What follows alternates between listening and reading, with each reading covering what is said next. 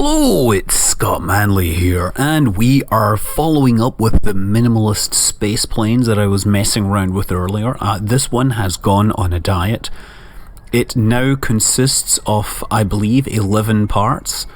That is essentially the cockpit, the liquid fuel tank, the jet engine, and on each side we have an air intake, a rocket fuel tank, a tiny rocket, and a canard. And that, from a vertical takeoff, is enough to take us into orbit. Now, at this point, people are of course saying, that's not a real plane because it doesn't do horizontal takeoff. Well, that may be correct, but I think it looks like a plane, so I'm calling it a space plane. Of course, just the same procedure as before. Bring it up to altitude, bring it up to speed, throttle back as you start burning out your engine and start lacking air, and once you get high enough and fast enough and you think you've burned enough fuel, that's time to switch over to those tiny little rocket engines that are hidden inside those canards half the time.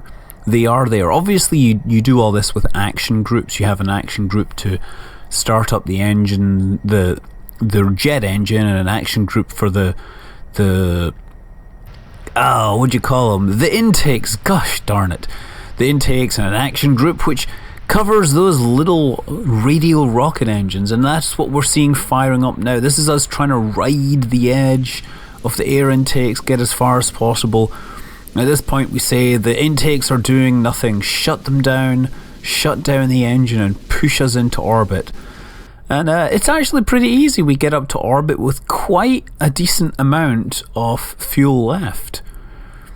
This is us just orbiting the planet. You see we have like 35 units of oxidizer. That's the one to see, because the oxidizer is only attached to the actual rocket engines.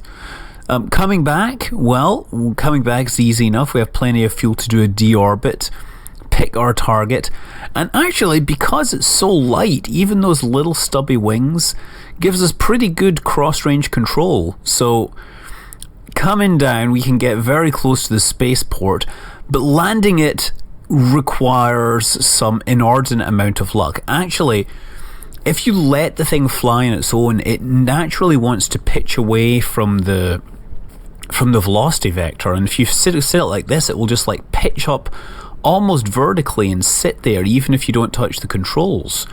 You can also slip sideways if you want to try and get loose from the vertical controls.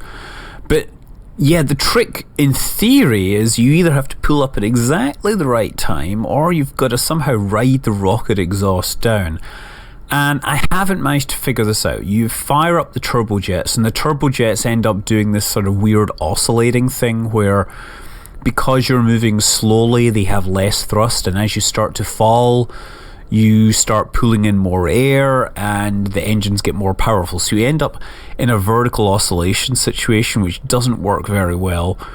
You could use the little radial jets to perhaps get more control, but most of my attempts end up being something like this.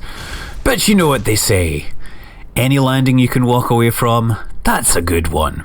I'm Scott Manley, fly safe.